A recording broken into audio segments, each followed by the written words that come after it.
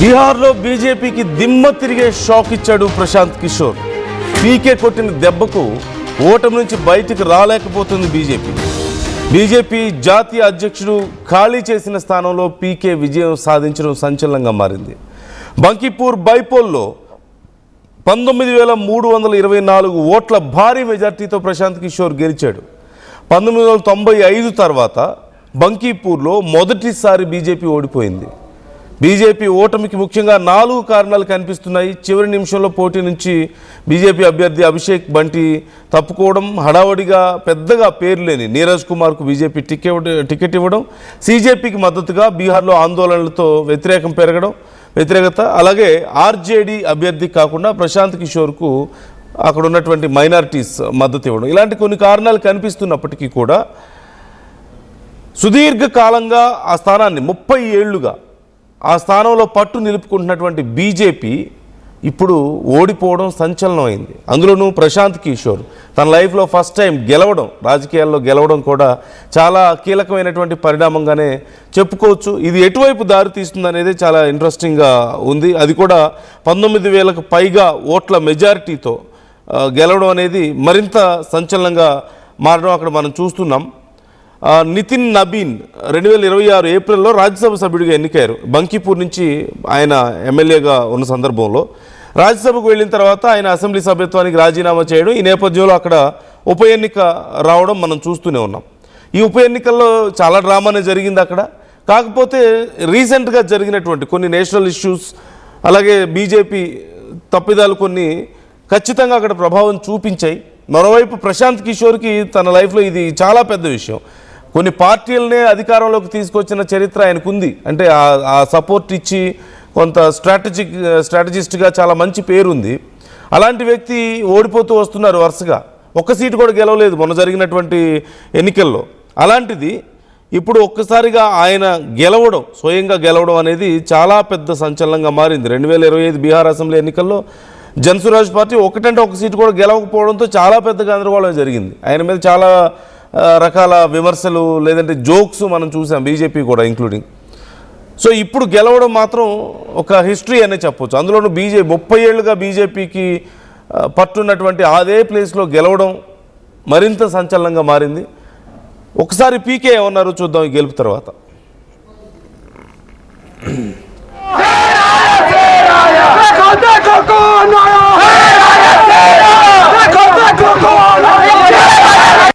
बिल्कुल, देखिए ऐसा है, लड़ाई व्यक्तिगत नहीं है।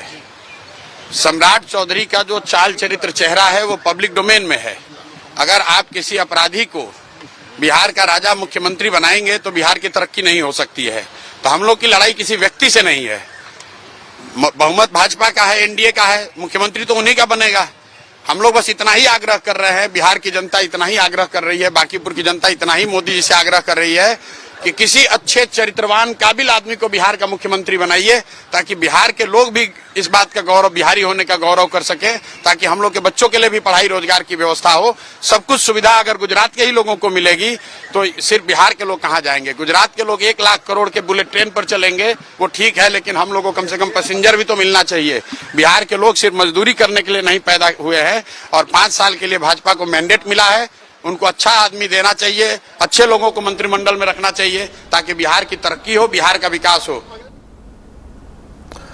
కృష్ణమోహన్ జాయిన్ అవుతున్నారు, మా ఏపీ ఇన్పుట్ ఎడిటర్. అంశానికి సంబంధించి మరిన్ని డీటెయిల్స్ తెలుసుకుందాం. కృష్ణమోహన్, ఇప్పుడు ప్రశాంత్ కిషోర్ అక్కడ గెలవడం అనేది ఖచ్చితంగా ఒక చారిత్రాత్మక విజయంగా మారిపోయినటువంటి పరిస్థితి.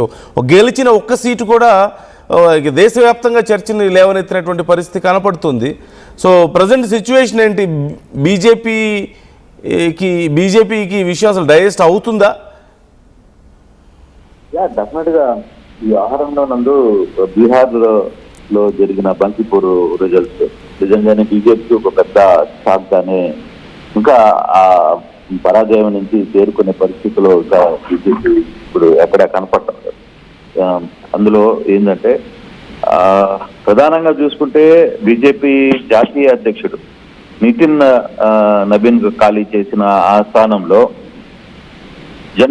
జనసురాజ్ పార్టీ అధినేత, ఎన్నికల వ్యూహకర్త అయిన ప్రశాంత్ కిషోర్ ఘన విజయం సాధించడం చిన్న విషయం కాదు. ఇది బీజేపీకి ఒక కంచుకోట. దాదాపుగా 1995 నుంచి ఈ నియోజకవర్గంలో బీజేపీ ఓడిపోవడం ప్రధానంగా ఇప్పుడే 12 సంవత్సరాలు దాదాపుగా ముఖ్యమంత్రిగా ఉన్న ఈ సమయంలో కూడా ఎక్కడ బీజేపీకి ఒక చిన్న మైనస్ అక్కడ లేదు. కానీ అటువంటి పరిస్థితుల్లో ఇప్పుడు దాదాపుగా 19,000 ఓట్లు అంటే 20,000 ఓట్లతో ఓడిపోవడం అనేది ఇప్పుడు జీర్ణించుకోలేని పరిస్థితి కనపడుతుంది. అంటే వాస్తవానికి ఇక్కడ సామ్రాట్ చౌదరి ఈ ఎన్నిక ముఖ్యమంత్రి సామ్రాట్ చౌదరి బాధ్యతలు చేపట్టాక జరిగిన ఈ ఉప ఎన్నికల్లో అసలు ఈ ఫస్ట్ ఉప ఎన్నికల్లోనే బీజేపీ ఓడిపోవడం ఆ పార్టీకి పెద్ద దెబ్బగానే చూస్తున్నారు. కారణం ఏంటంటే ముఖ్యమంత్రి స్వయంగా దీన్ని సీరియస్ గా తీసుకున్నారు. అక్కడ సామ్రాట్ చౌదరి కూడా తీసుకున్నప్పటికి కూడా ఇది పూర్తిగా ఎన్నికల్లో బీజేపీ ఓడిపోవడం అనేది ఒక పెద్ద మైనస్. రెండోది బంకీపురాలో బీజేపీ అభ్యర్థి నీరబ్ కుమార్ దాదాపు 20,000 ఓట్లు వెనకబడిపోయారు ఆయన.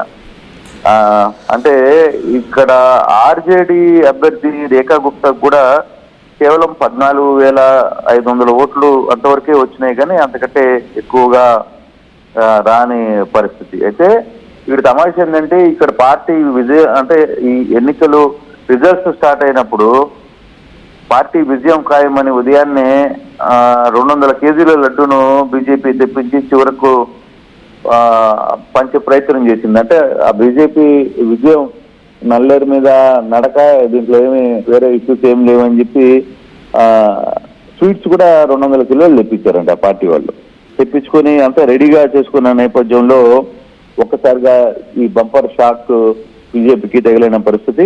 మరోవైపు నితిన్ నబీన్ వరుసగా 5 సార్లు బంకీపురం నుంచి పోటీ చేసి గెలిచారు. ఈ ఏడాది నవంబర్లో ఆయన గెలిచిన తర్వాత బీజేపీ అధ్యక్షుడయ్యారు. ఆ తర్వాత రాజ్యసభకు ఆయనకు ఎన్నిక కావడం, దాంతో ఖాళీ ఏర్పడింది. దీనిపై జూలై 30న ఇక్కడ పోలింగ్ జరిగిన పరిస్థితి మనం చూసాం.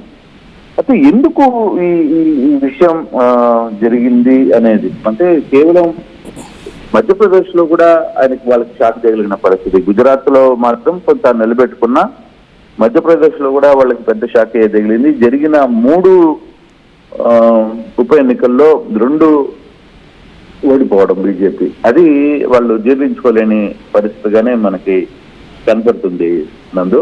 అయితే ఇక్కడ ఎందుకు ఓడిపోయారు, బీజేపీకి ఓటమికి కారణాలు ఏవి అనే దాని మీద కొంత చర్చ జరుగుతుంది. అంటే చివరి నిమిషంలో పోటీ నుంచి అక్కడ అభిషేక్ బంటి తప్పుకోవడం, అలాగే హడావిడిగా నీరబ్ కుమార్ అనే వ్యక్తికి అక్కడ టికెట్ ఇవ్వడం. మూడవది ఏంటంటే ఇటీవల కాలంలో జంతర్ మంతర్ జరిగిన ఈ ధర్నాలో బీహార్ లో కూడా పెద్ద ఎత్తున బీజేపీకి మద్దతుగా వాళ్ళు ర్యాలీలు నిర్వహించడం, ఇవన్నీ కూడా కొంత ప్రశాంత్ కిషోర్ కి ప్లస్ పాయింట్ అయింది. మరోవైపు ముస్లింస్ ఆర్జేడీని కాదని పూర్తిగా ప్రశాంత్ కిషోర్ వైపు వెళ్ళడం, అంటే అక్కడ ఎక్కడో ఒక శక్తిని డెఫినెట్ గా బీజేపీకి ఒక షాక్ ఇవ్వాలి అనుకుని ఇది జరిగిన పరిస్థితి. దీంతో ఇప్పుడు బీజేపీ ఈ ఓటమి నుంచి అంత త్వరగా బయటపడే పరిస్థితిలో కనపడడం లేదు. So right thank you Krishnamohan, thanks for the details. So మొత్తం మీద ఇప్పుడు జరిగినటువంటి ఈ ఎన్నికల్లో మాత్రం కొంత ప్రశాంత్ కిషోర్ గెలుపు అనేది ఇది కేవలం బీజేపీ ఓటమిగా మాత్రమే చూడలేం. ప్రశాంత్ కిషోర్కి కూడా తన రాజకీయ భవిష్యత్తుకి ఒక పునాది పడిందనే చెప్పొచ్చు. ఇన్నేళ్లుగా ఎన్నో పార్టీలను గెలిపించిన క్రెడిట్ ఆయన తీసుకున్నారు, కానీ ఆయనకు మాత్రం గెలవలేకపోయినటువంటి పరిస్థితి. ఒక్కటంటే ఒక సీటు కూడా 25లో గెలవలేకపోయారు బీహార్ అసెంబ్లీ ఎన్నికల్లో. కానీ ఈ బై ఎలక్షన్స్లో ఇక బీజేపీ మా సీటు మేము ఇందులో ప్రత్యేకంగా గెలిచేదే ఉంది, గెలిచిన సీట్లోనే మళ్ళీ ఏదో పోటీ చేస్తున్నాం ఫార్మాలిటీకి అన్నట్లుగా ఉంది వాళ్ళ ఒపీనియన్. అలాంటి ప్లేస్లో మరొకసారి గెలవడం అనేది చాలా సంచలనంగా మారింది. మరోవైపు ఇప్పుడు గుజరాత్లో కూడా బై ఎలక్షన్స్ జరగడం మనం చూసాం. ఈ నేపథ్యంలో ఇక్కడ మొత్తం 3 చోట్ల బాంకీపూర్ బీహార్లో ఇప్పుడు ఇక్కడ ప్రశాంత్ కిషోర్ విజయం మనం చూస్తున్నాం. దాతియా మధ్యప్రదేశ్, అలాగే మంజల్పూర్, గుజరాత్ ఈ 3 చోట్ల కూడా బై ఎలక్షన్స్ జరిగాయి. ఇందులో గుజరాత్లో బీజేపీ విజయం సాధించింది, కానీ ఈసారి మెజారిటీ బాగా తగ్గడం కూడా ఇక్కడ మనకు కనిపిస్తుంది. అండ్ మధ్యప్రదేశ్లో జరిగినటువంటి ఈ బై ఎలక్షన్స్లో దాతియా నియోజకవర్గంలో ఘనశ్యామ్ సింగ్ గెలిచారు కాంగ్రెస్ నుంచి. సో మొత్తం 3 చోట్ల ఉప ఎన్నిక జరిగితే కేవలం 1 చోట మాత్రమే, గుజరాత్లో మాత్రమే బీజేపీ గెలిచింది. అది కూడా గతంతో పోలిస్తే మెజారిటీ చాలా తగ్గడం కూడా ఇక్కడ మనం చూస్తూ ఉన్నాం. సో గతంలో 1,20,000 ఓట్లు వస్తే ఆ అభ్యర్థికి ఇప్పుడు కేవలం 55,000 ఓట్లు మాత్రమే వచ్చాయి ఈసారి గెలిచినా సరే. సో చాలా డ్రాస్టిక్ చేంజ్ కనిపిస్తుంది. మరోవైపు మధ్యప్రదేశ్ అలాగే ఇటు బీహార్లో పరిస్థితి ఎలా ఉందో మనం చూస్తున్నాం. ఒక చోట కాంగ్రెస్ గెలిచింది, ఘనశ్యామ్ సింగ్ గెలిచారు కాంగ్రెస్ మధ్యప్రదేశ్లో దాతియా నుంచి, అలాగే బాంకీపూర్ నుంచి ఇప్పుడు ప్రశాంత్ కిషోర్ మనం చూస్తున్నాం జన్స్వరాజ్ పార్టీ. సో మొత్తం మీద రీసెంట్గా జరిగినటువంటి ఇన్సిడెంట్స్, దేశవ్యాప్తంగా చోటు చేసుకున్నటువంటి పరిణామాలు, కేంద్ర ప్రభుత్వం మీద జరిగినటువంటి ఈ జన్జీ పోరాటం కానీ ఇవన్నీ కూడా కొంత ఇంపాక్ట్ చూపించాయి అన్నట్లు కనపడుతుంది. ఓ పక్క దేశ విదేశాలకు మోదీ వెళ్తున్నారు, ప్రపంచ విశ్వగురువుగా మనం ఎదుగుతున్నాం, ఆయన పెద్దన్నలాగా మారిపోయారు ప్రపంచ దేశాధినేతలు అందరికీ అని చెప్పేసి చాలా గొప్పగా బీజేపీ ఓవైపు ప్రమోట్ చేసుకుంటుంది. మీన్వైల్ జరుగుతున్నటువంటి ఉప ఎన్నికల్లో మాత్రం బీజేపీ ఇక ఏదో సామెత ఉంటుంది కదా, చావు తప్పి కన్ను లొట్టబోయిందని, అలాంటి పరిస్థితుల్లో 3 చోట్ల బై ఎలక్షన్స్ జరిగితే 1 చోట మాత్రమే గెలిచిన, అది కూడా తక్కువ మెజార్టీ, గతంతో పోలిస్తే చాలా తక్కువ ఓట్లు వచ్చాయి. So there is some mood change in public, ఏదో ఒక చిన్న చేంజ్ కనిపిస్తుంది. BJP is trying their level best. కొంత ఇంటర్నేషనల్ లెవెల్లో మనకున్న పాపులారిటీ మరింత 100 రెట్లు పెరిగింది, మోదీ పెద్దన్న అయిపోయారు, ఇక మనకు తిరుగులేదు, మనం తిరుగులేని శక్తి, విశ్వ గురువు, మన దేశంలో సాధించాల్సింది కాదు ఇక ప్రపంచంలో సాధించాల్సిన దాని గురించి భారతదేశం ముందడుగు వేస్తుంది మోదీ సారథ్యంలో అంటూ చాలా గొప్పగా చెప్తూ ఉన్నారు. కానీ ఇంటర్నల్గా there is some mood change in the society, మనకు అది చాలా క్లియర్గా ఇక్కడ అర్థమవుతుంది. ఏదో ఒక రకమైన మార్పును కోరుకుంటున్నారా, లేకపోతే ఒక అసంతృప్తి చూపిస్తున్నారా అనేది తెలియదు. కానీ రోజుకు ఒక ఇష్యూ తెర మీదకి వస్తుంది. పార్లమెంట్ దగ్గర జరుగుతున్న గొడవలు మనం చూస్తున్నాం, యూత్ రోడ్ల మీదకి రావడం మనం చూస్తున్నాం, రైతులు మళ్ళీ రోడ్డు ఎక్కడం మనకు కనిపిస్తుంది. ఇలా ఇంటర్నల్గా ఉన్న ఇష్యూస్ మీద బీజేపీ ఫోకస్ చేయడం లేదా, లేకపోతే చేయలేకపోతున్నారా, సక్సెస్ అవ్వలేకపోతున్నారా ఇన్సిడెంట్స్లో, ఆ విషయాల్లో. So how do you see this situation? ఈ రిజల్ట్స్ మీకేమనిపిస్తున్నాయి? ఈ అంశానికి సంబంధించి మీ అభిప్రాయాలు ఎలా ఉన్నాయి? Try to comment your opinion.